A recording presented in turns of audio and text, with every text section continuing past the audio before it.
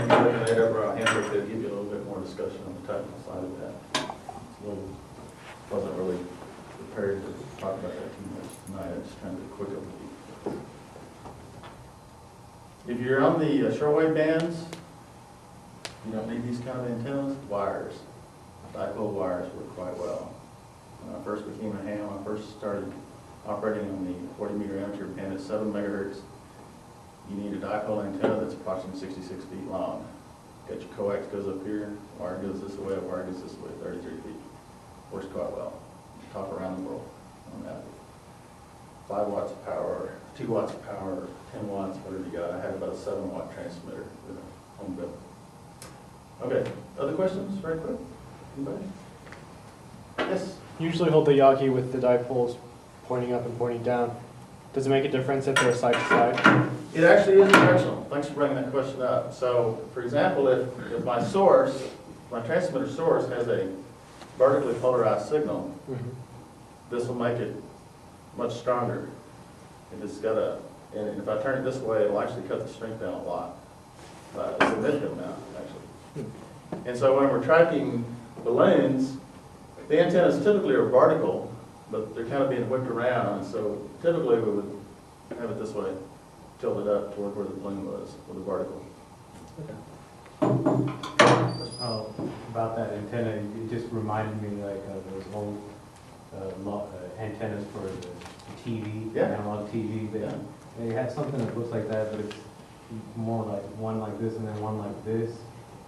Yeah, and you can do that on this. You can, Why do they have it? you actually you can do that. You can make a reflector, what's called a corner reflector, back here on the back with the driven element at the center focal point of that.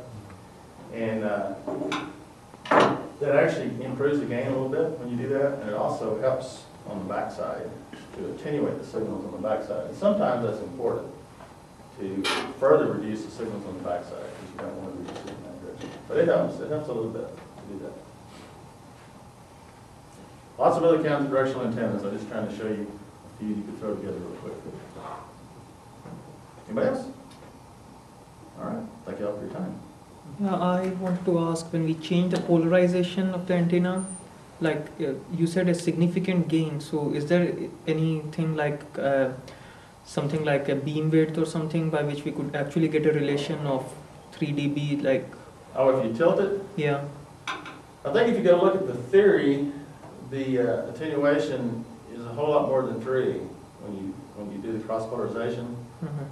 But the reality in real systems are that usually when we're picking up a signal like from a balloon payload on the ground, we have vertical and horizontal components in the signal. And so usually we just play around and sort of figure out what works best. And it's not always any particular certain polarization.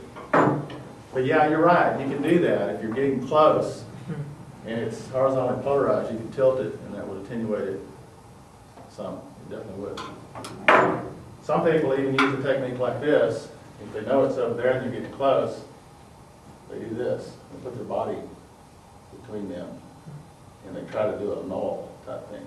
And that works as well. A lot of techniques people develop out there.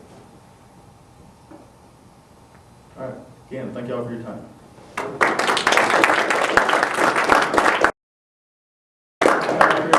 See how they're built.